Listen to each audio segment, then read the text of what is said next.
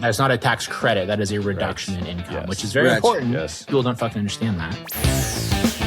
How most people view their real estate, like they don't look at like the big picture. So they don't look at the non-escrowed taxes, the non-escrowed insurance. They don't look at like the roof that they have to replace. It's going to like eat up their cash flow for the last 3 years, or if it's early on for the next 5 years, right? Yep. But it's funny. I was just doing my, I just had a meeting with my bookkeeper, just going over my P&Ls for my small remaining rental portfolio, and looking at like the 5-year picture that I've had with my portfolio. It's pretty good.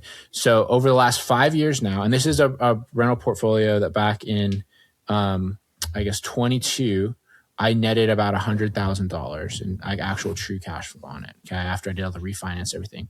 Now, if you look at a 5-year perspective on that entire thing, I am negative about $45,000 in natural cash flow. Wow. It's crazy. Is that a lot of how much of that is CapEx?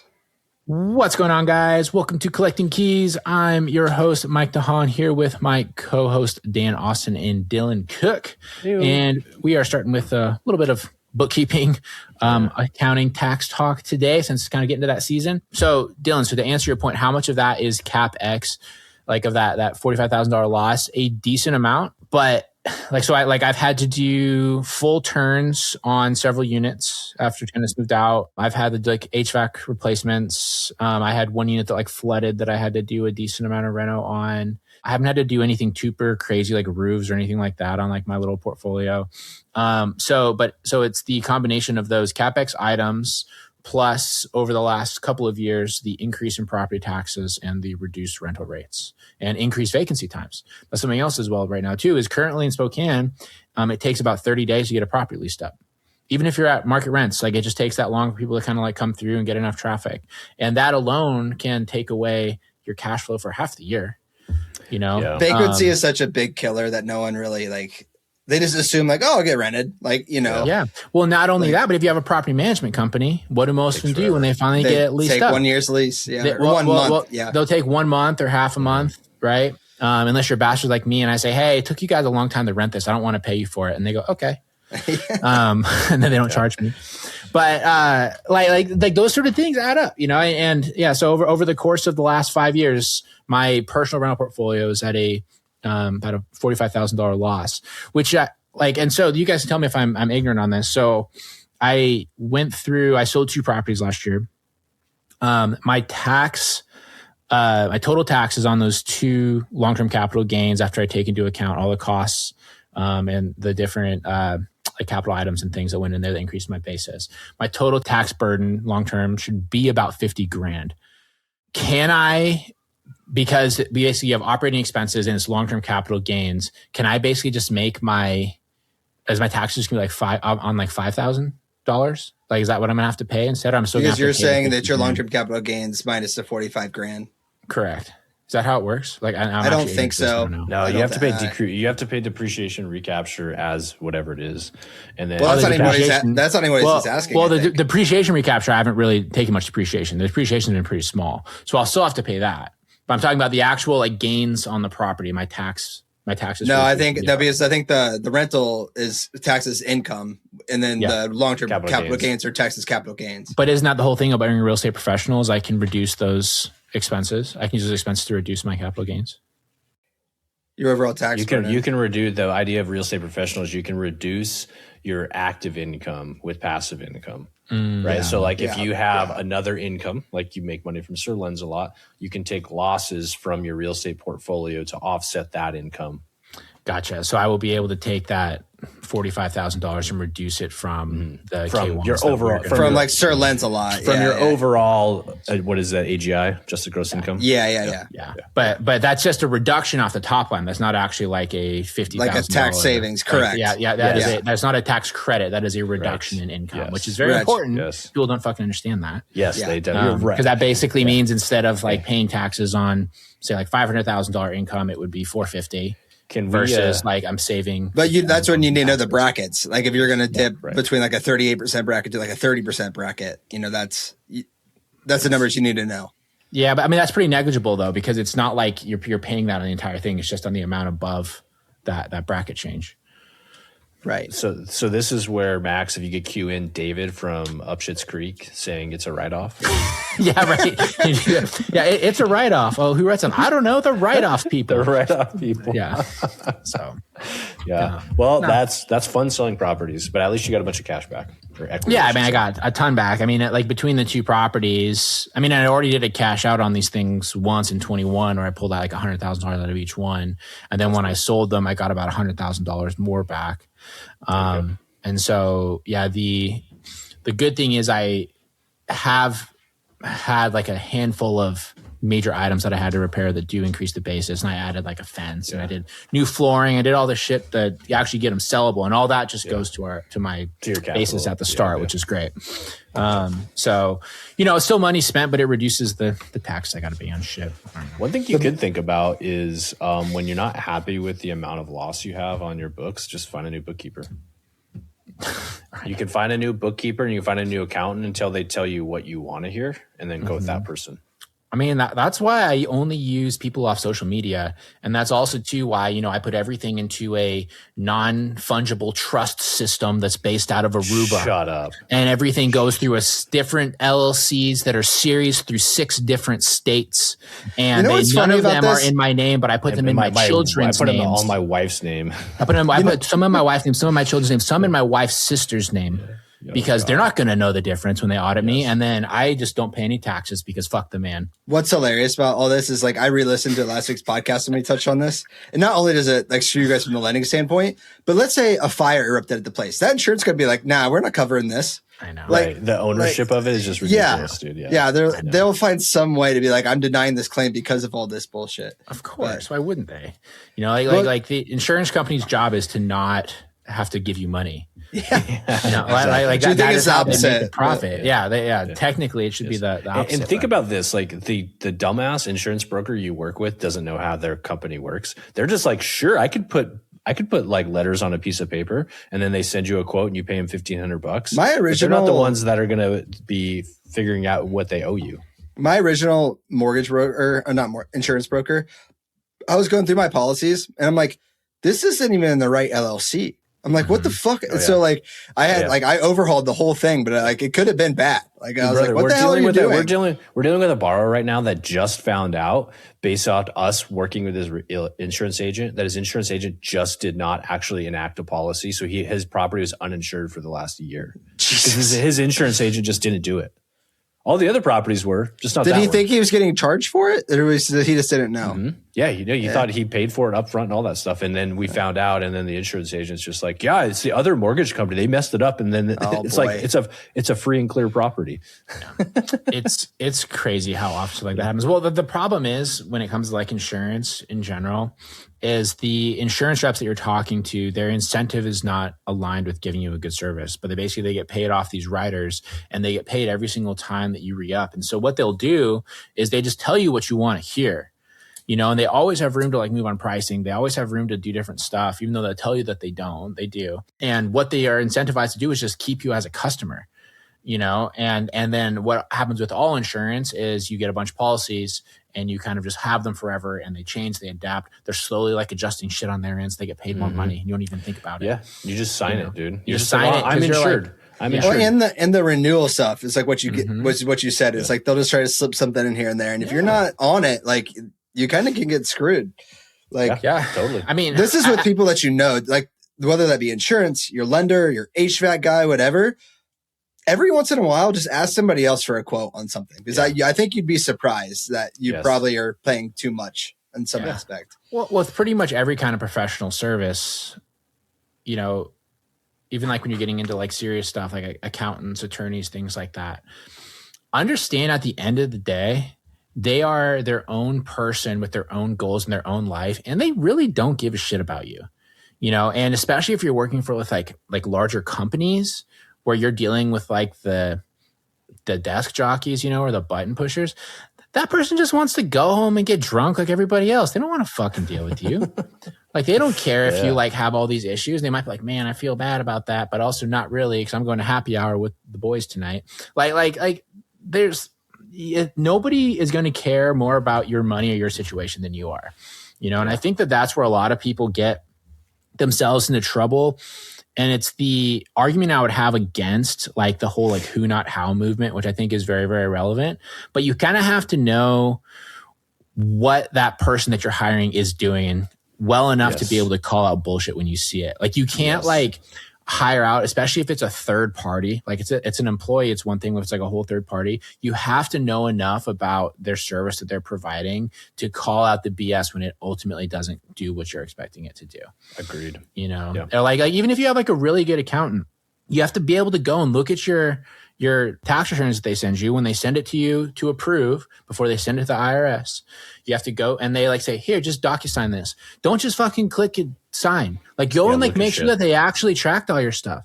You know, in a perfect example of this, I found out this year that back in 2023, our accountant never added my Sir Lancelot income to it. So I discovered this and I had to amend it and I had to pay $23,000 in surprise taxes in like May this year for fun.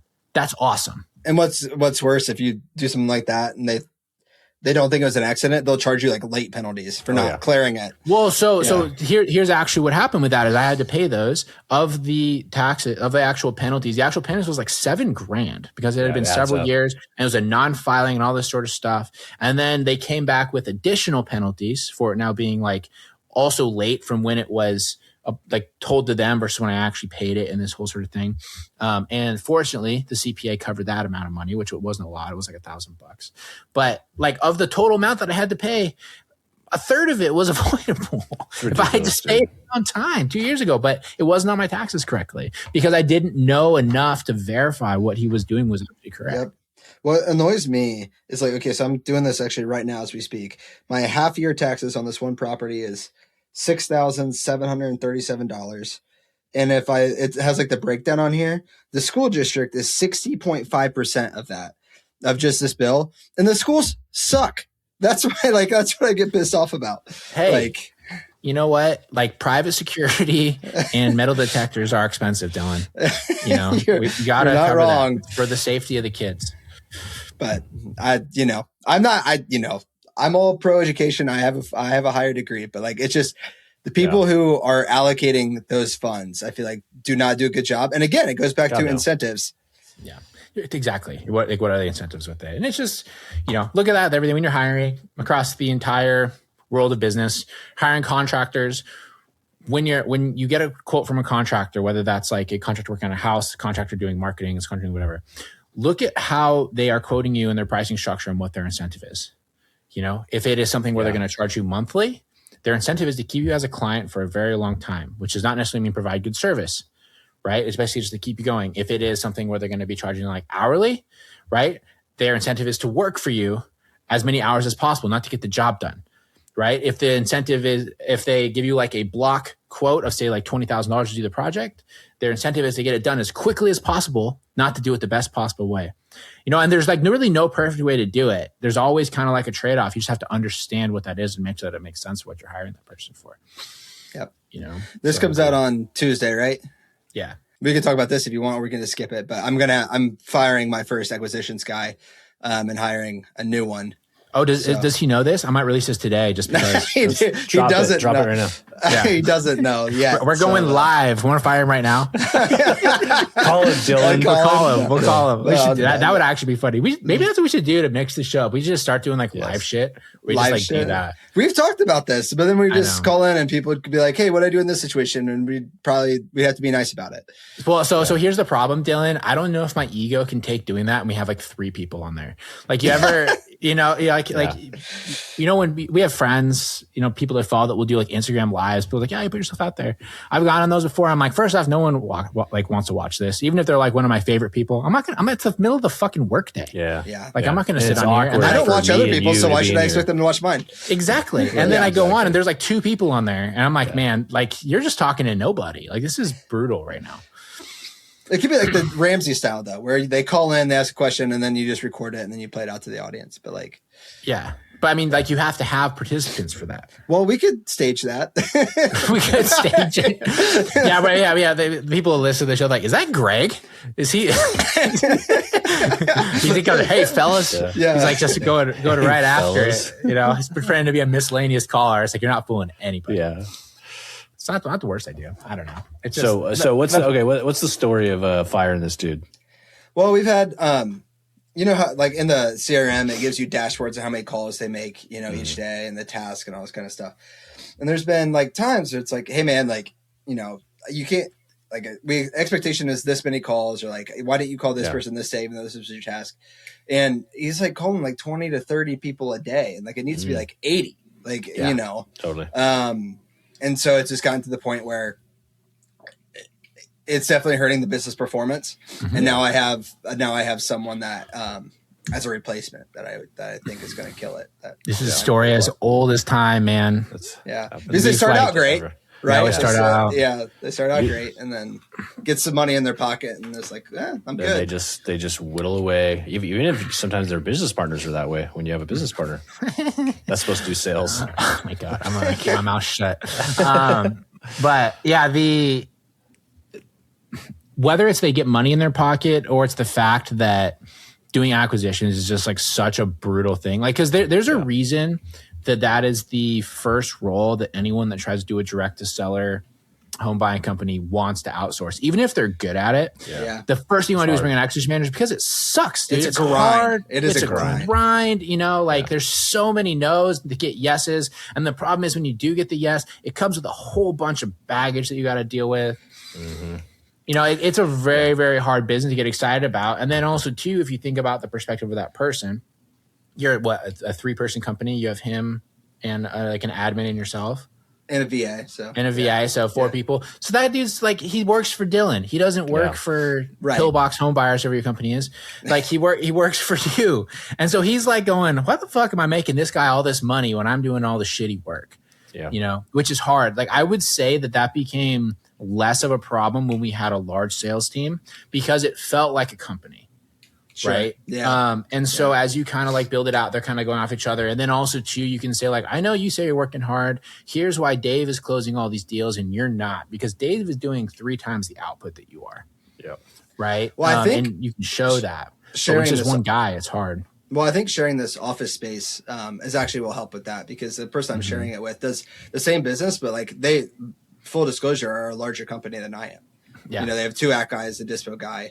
And I think that just the environment will be better. And be like, well, man, they did the phones. Like I can do that. And I'm not afraid to hit the phones with them either. That's the other thing. It's like, I will go in the trenches with you. So see, and that's sometimes what you got to do, right? Is you need to be peer to peer, but then you're like, yeah, we're homies, but I also make 95% of the money. I'm taking all the risk. But it takes a special person to understand that, which is really, really hard for employees. I don't know about your guys' thing, but I know you had one sales guy that was like kind of old that stuck with you guys for a long time. But that was Dave. That's why I said that before. I know, but I think anybody I've done now is like anywhere from 20 to 26 years old. I don't know. That's going to be generally the kind of person you get because, to be honest, like the people you get for the acquisition manager aren't the kind of people that are going to be awesome. I've never personally met an acquisition manager that makes $200,000 a year, $250,000 a year. Even though there's people out there that say that's where they try to get their sales guys. I'm like, I've never met that person. No. I've just met dudes who are barely lucky to make $60,000 and they're happy. And then they kind of don't want to work for 2 months. Yeah. My guy made pretty close to 6 figures and he only worked 10 months of the year. So like, there you go. Exactly. That's such a valid point, Dan, because you're right. Like, I feel like so many of the, I think it might not be my algorithm anymore. Are we out of the fad of like the business coaches that are trying to coach wholesalers now, where they're like doing like the sales coaches, like the beat your chest? I don't see it as often as much. I feel like they've now shifted on that. The roofers, exactly, and the other kind of shady sales businesses instead. Solar panels. Because for a while you were seeing that with wholesalers, and you're right. They would always say like, my sales guys make $250,000 a year. And like in hindsight, I bet you that they had 1 month that they made like 20. And they're like, this is going to make $250 this year. Yeah. He made nothing for the next 3 months. Yes. But that 1 year, you know, it's gotta be, dude. It's gotta be. We've all ran this business long enough and been around enough people. I have personally just never met that person. And if I did, they would just be running their own company. Yeah. Well, it's like when you meet all these people that are like new to the business or they're like selling some kind of, you know, thing that they've never actually done before. You're seeing this a lot right now with the people that are selling like the business acquisition sort of like groups and masterminds when they've never done that themselves, is they'll be like, here's how I grew this into a 7-figure business. I'm like, you've only been doing this for 6 months. Yeah. You haven't fucking made 7. They sold 6 houses and the top line was $1.1 million. Yeah, right. On the real estate side for sure. But when it comes to like the revenue side, they'll have like 1 month where they made, $85,000, and they're doing the math. Like if I did this every month, I'd make $1 million. That's not how business works. They don't explain that that's the previous 3 months and the next month all crammed into that month. So realistically, they're going to make like 350 because they haven't done it over a 12-month basis. 100%. Well, I think Hormozi said this. Well, it's like businesses, like no matter what stage you're at, they have their own struggles and problems. Whether that be like you're shrinking, obviously that's a problem. If you're plateauing businesses have problems, and growing businesses have problems. So they never go away. It's just like what problems are you facing at that specific point in time, and then where do you want to be? The next couple quarters from there. Yeah, very true. Yeah, and the problems don't even necessarily get bigger. You just have like more resources to solve them. They get more complex to solve, because like when you're a small business, a lot of those problems you can realistically solve in like a month. But when you like are even like a slightly larger business, like right now with Sir Lancelot, we have 9 employees. And if we need to implement like a new processing process or something like that, we realistically are looking on like a 2 to 3 month timeline to do that. Yeah. By that time we put out job applications, we interview people, we hire someone, we get that person in, we onboard them. We now get their pipeline full enough so they can actually be a part of the system and the process. It realistically does take a couple of months. Totally. Versus like when you're a small company, you're a wholesale operations to 1-person show. You can bring in an acquisition manager, they can be doing things tomorrow. Right. You got to be holding plug their and play hand the whole way. The nice thing about the last processor we hired, the first processor trained her. Yeah, exactly. Obviously I did some like basic like kind of coaching and training and stuff like that. But then once you have the resources, then it's like less burdensome on you. And it's more about implementing a system and a process, which it might take 2 or 3 months to do it all. But you have, to your point, Mike, more resources to solve those problems. Yeah. Same with on the sales side. So we have Chance on our team who's like a freaking rock star, like a loan officer. He's awesome. And so, we gave him a little bit of ownership in the business. And so now he's incentivized by the large picture of the business. And now all the new sales reps that come in, he runs them. He's the leader. He trains them. He does everything. Yeah. And it just makes it so much easier for us to focus on the other parts of the business that are the new constraints, like finding capital, setting up these relationships with the hedge funds and different things, or just like figuring out all the legalities of stuff that apparently when you start doing volume in a lending business actually matters, right? Like you don't.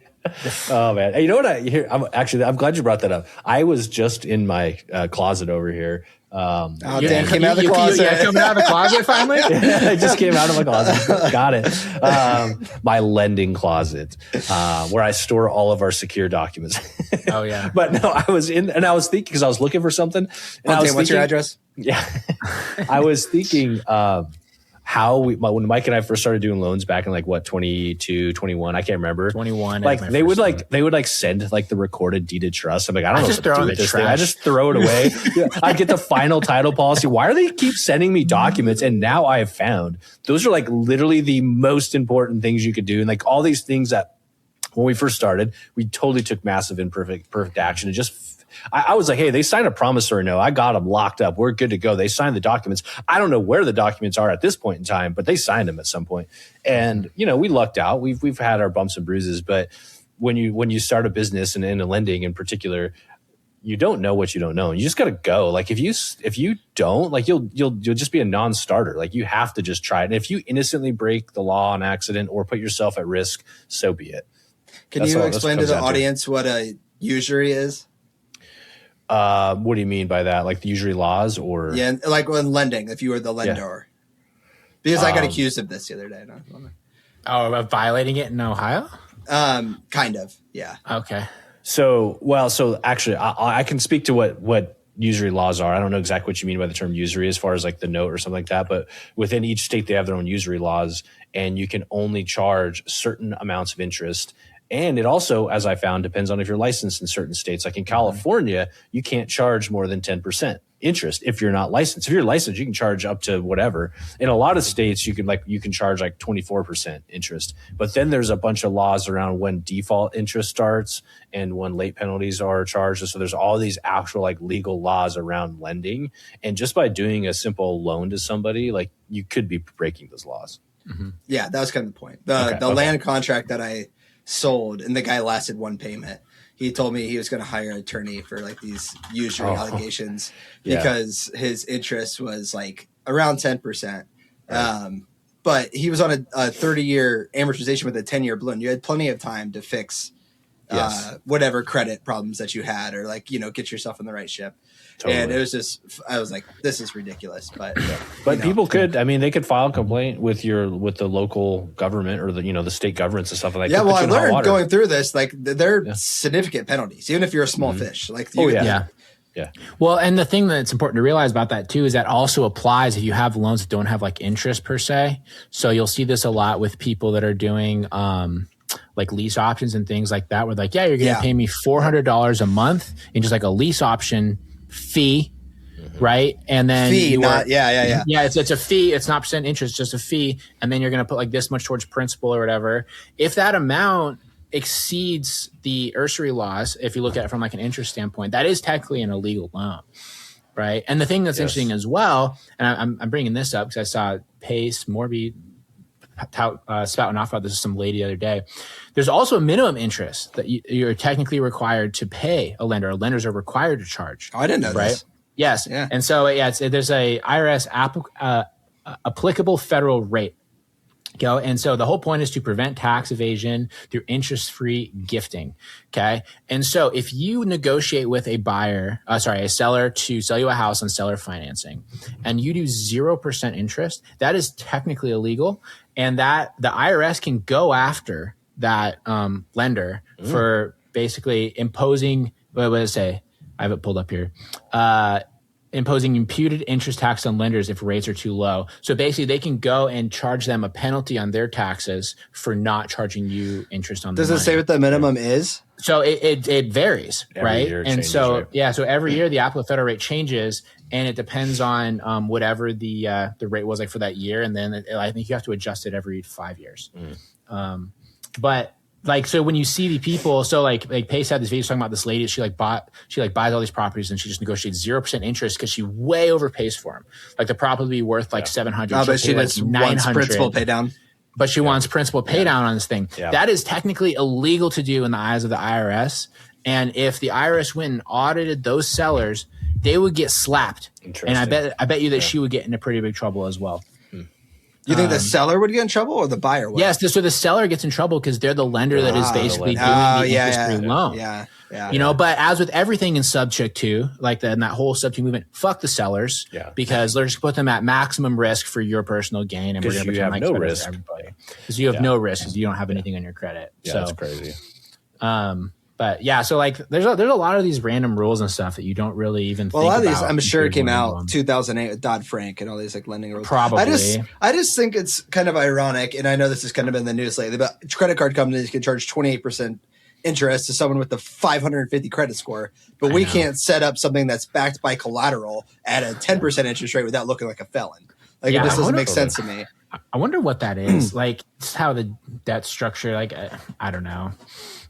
It just doesn't make a lot of sense. But like when it comes to the credit card debt, the whole culture around that is just with the different products that have always been around to screw people that are like the worst financially sound. Just like how you have all these bank accounts that charge a fee to have the bank account if you have like below the minimum amount in it, which is like really low. This is like lower than like $2,000. They charge like $20 a month for the freaking bank account. It's like fucking PMI. Private mortgage warrants. Exactly. Why charge people who can hardly afford the loan more money? Like it doesn't make any sense. It makes no sense at all. Yeah, and it's like a lot too. Like we've talked to some of these people, like when we were selling properties when there's a lot of FHA buyers back in 21, and some of them like the PMI would be like a third of their payment. I remember when I did mine. This has been in 2018, but it was 0.85% of the loan amount was the PMI. Yeah. So if you had a $200,000 loan, it could have changed by then. 1650 or 1700. 0.0085 is $1,700 more a year divided by 12. It's an extra $142 a month. Totally. Yeah. On a $200,000 loan, which is kind of crazy. That's a lot. And the borrower gets no benefit out of that. Zero. No benefit. No benefit. Not once. Not a little bit. What does that even go towards? Like actual question. Like I don't even know.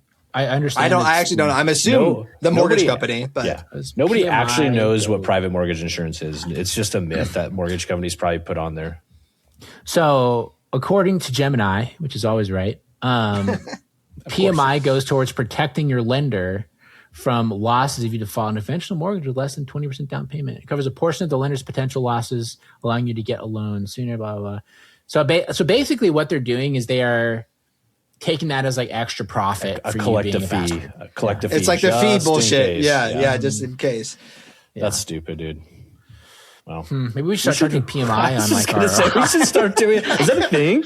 All DSCR loans with a PMI now. This is actually such a great idea for like the hard money. Like when we get the hard money people with like low credit. So they say, so it's 10 and a half and 1.5. But what you do have to do is you have to buy our high risk insurance. And that's an extra $500 a month. And so it's 13.5%. Just wrap it into the loan though. You wrap it into the loan. And so we can sell them. And so they feel like they're getting the low interest rate experience. And really we're just stealing all their money. That's how the best ideas start right there. Hey, shout out. Let's go. Shout out to you guys because literally right before this started, Kiavi called me. Really? Yeah, and they're trying to get some of my business. And I asked about their DSCR product. And I don't know if the guy's just blowing smoke and didn't tell me his best stuff. But you guys, the latest refi that I got, your term sheet beat Kiavi on the DSCR 30 years. So, yeah. Nice. That's awesome. Yeah, which is surprising because they advertise a totally different number. Because I've seen their advertisements that are like ridiculously low with like no fees and all this stuff. I'm like, that's not true. But can't they do that if you buy like 5 points down or some bullshit? Well, you're never going to get that. And they're going to jerk you around up until day 45. And then you're like, sorry, we can't do this. Yeah. Well, also on your current loan too, there are typically better rates for higher loan amounts. And typically that threshold is between 200 and 250, depending on the investor. And so like in your market, our market's the same. A lot of your loan amounts that you kind of play in are that sub 200. And so you never get the best rates. But like in some of these places, if you're doing like $800,000, $900,000 loans in DSCR, you're not going to cash flow worth shit, but you might be able to get like a, 5.8 or even like, 6 flat on your DSCR.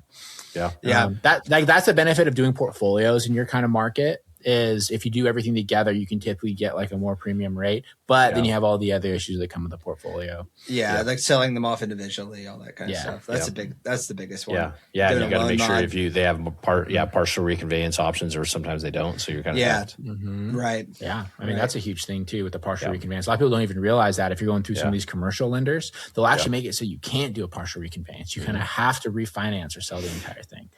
Or have a significant prepayment so that way they can re-accrue the interest up front.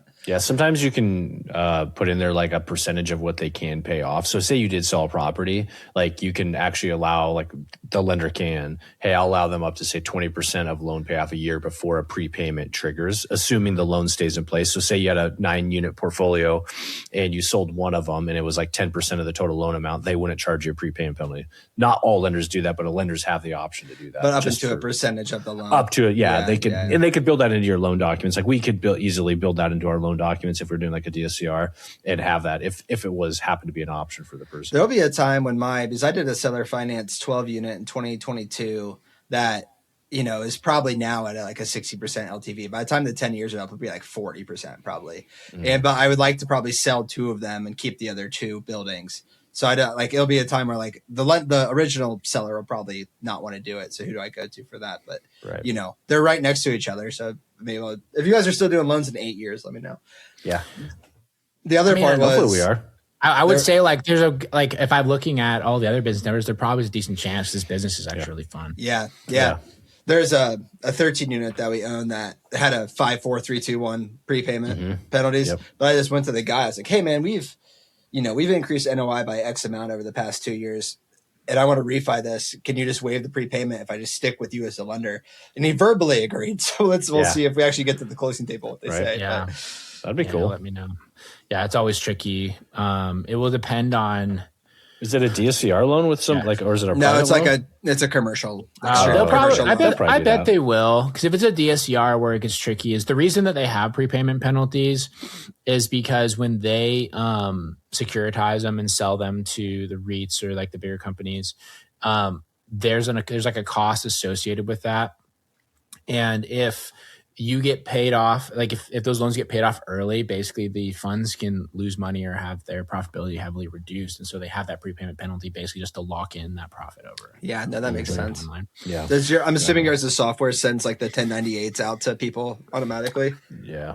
I hope so. Well, I mean, kind of automatically, but so like a lot of that stuff, our servicers will do that. So if you do a loan with us most of the time, well now, because we have a new servicing relationship, everything we do goes through a servicer, so they'll handle it. But previously, yes, we send out to 1098s. I just got some of my 1098s from my hard money lenders, and I was like, fuck, I paid a lot of interest. Mm-hmm. I know. Yeah. You know, and anything that doesn't come from them will come from danaustin.ai. As he's click. Yep, basically. So. Awesome. All right, guys. Anything else to wrap up? I'm good. I think I'm good. High-low Buffalo for the month of January. Any big wins? Anything good that's like surprised you so far for the beginning of the year? I got paid out for my first notice of interest finally. Like the one that I filed like 3 years ago, and someone tried to sell it. Yeah, nice. Yeah. So it was like an extra $9,000 that I wasn't anticipating. Hey, that's great, dude. Sweet. Yeah. Dude. So I guess that was a high. Low is just like fucking cost per deal and volume is just down. It's just down across the board, and so it's just a grind. You guys can go. I'll think of the Buffalo. I don't have a Buffalo. Yeah, I don't really have a Buffalo right now. The year is doing exactly what I thought it would do, which is like if you put your blinders on, like things just go forward. Yeah, I mean our business has been doing fine. We've hired a lot of our new staff started, not a lot, a couple of our new staff started January 5th, which has been nice. I think it's taken off a big load off my back. I know that much. So that's been cool. That's probably my high. You know, now that Dan's out of the closet, he's really worried about those loads on his back. I am just on fire today. You're on something. Yeah. Dang it. I'm going to just shut up now. Yeah. Well, I'm not going to say it. I think my high was getting and have that joke for Dan. And I don't really have any lows. So things are going pretty well. But, awesome. All right, guys. Well, thanks for listening. You guys have a great weekend. We'll talk to you guys next week. See ya. See you, everybody. This episode is sponsored by Sir Lancelot LLC, also known as SLA Capital, which, if you didn't know, is Dan and I's private lending company. So yes, we are sponsoring our own show, but what you going to do about it? It is our private lending company that offers hard money and DSCR loans to real estate investors of all types. So you can be a new investor, an experienced investor. You can be buying flips. You can be buying rentals, whatever. We can do everything. And not only that, but the rates that we offer are just as competitive, if not cheaper, than pretty much every other company out there. So whatever big company you've been working with, bring us their term sheets and I guarantee you that we can probably beat it. We have the same connections they do. We just don't have all the overhead and middlemen. So if you want to come and check us out, go to slacapital.com/keys and I will know that you came from the show. And by seeing that you came from here, when you get to closing, you will save $500 on your first loan with us. So slacapital.com/keys, we would love to fund your next deal. Thanks for listening, everyone. If you want more from us, you can shoot us a follow on Instagram. I am at Mike_invest. Dan is at InvestorMan Dan. And Dylan is at Dylan_does_deals. Shoot us a follow and send us a DM to let us know what you think of the show.